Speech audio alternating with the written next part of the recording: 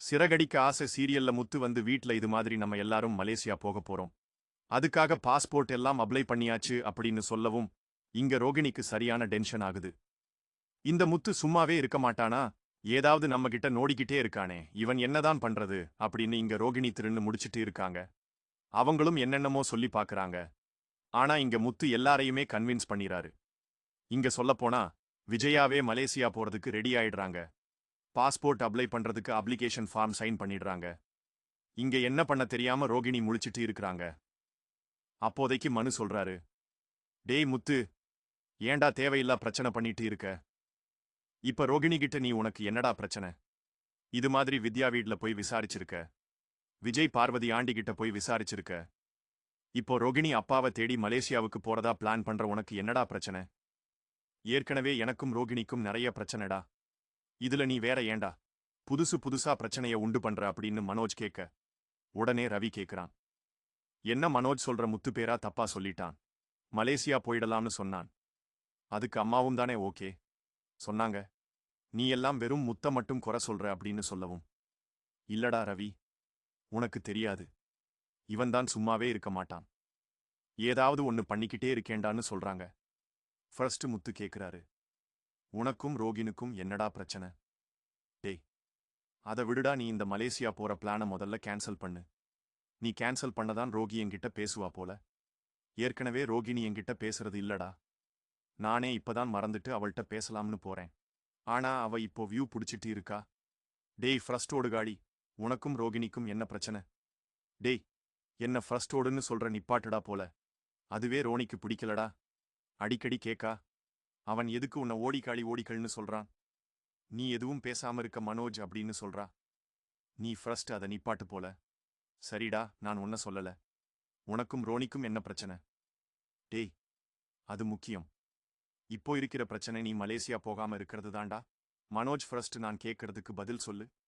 நீ அதுக்கு பதில் கரெக்டா சொல்லிட்டேனா நான் மலேசியா போறத பத்தி யோசிக்கலாம்டா போகாம இருக்கிறதுக்கு அப்படின்னு இங்க முத்து சொல்றாரு.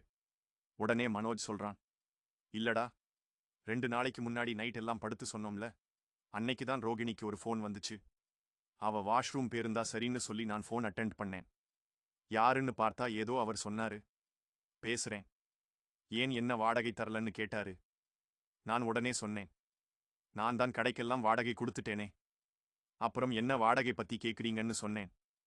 அவரு சொன்னாரு, இது கடை இல்லப்பா, பெருங்காலத்துல உள்ள வீடு இருக்குல்ல, அந்த வீட்டு வாடகை ரோகிணி எங்க அப்படின்னு கேட்டாரு. நான் உடனே ரோகிணி கிட்ட கேட்டேன், இது மாதிரி என்ன ரோகிணி, இதோ வீட்டு வாடகைன்னு சொல்லி அவசர கால் பண்ணாரு. யாரு? அவரு எதுக்கு வாடகை கேக்குறாரு அப்படின்னு கேட்டேன்டா. அதுக்கு அவ பாட்டுக்கு டாம்னு குதிக்கிறா. ஏதோ ஃப்ரெண்டா பிரீத்தியா, அந்த மாதிரி பேர் வரைக்கும் நான் கேள்விப்பட்டதே இல்லை. அவ வந்து தங்க வச்சிருக்காளாம். ஆரம்பத்துல அவன் ஃப்ரெண்ட் அவளுக்கு உதவி பண்ணாளாம். அந்த நன்றிக்காரனுக்காக அவ இப்ப ஹெல்ப் பண்றாளாம். இதத்தான் சொல்றா. அது மட்டும் இல்லடா, அவள் ஃபோன் எடுத்து நான் பேசுனது தப்புன்னு சொல்லி என்ன சாரி கேட்க சொன்னா. அதான் சரிதான் போடுன்னு சொல்லி நான் பேசவே இல்லை. இப்பதான் ஏதோ அந்த போலீஸ் ஸ்டேஷன்ல கூப்பிட்டாங்கன்னு சொல்லி அவளும் வந்து என்கிட்ட பேசினா. சரி, பிரச்சனையெல்லாம் சரியாயிடுச்சு. அப்ப நானும் அதை விட்டுட்டேன்.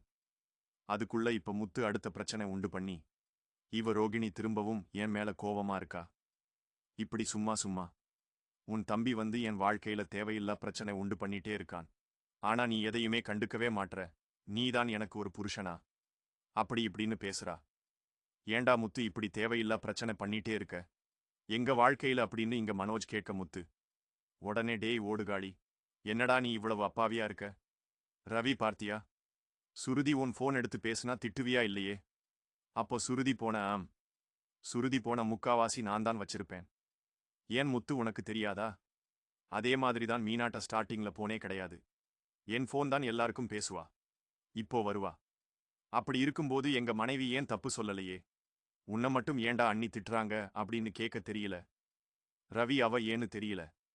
அவ ஃபோன் எடுக்க கூடாதுன்னு சொல்றா அப்படின்னா அவங்க ஃபோன் எடுத்து பேசுறது தப்புன்னா அப்போ அதுல ஏதோ இருக்குன்னு தானே ரவி அர்த்தம் அப்படின்னு முத்து சொல்ல, ஆமா முத்து, நீ சொல்றது கரெக்ட் தான்.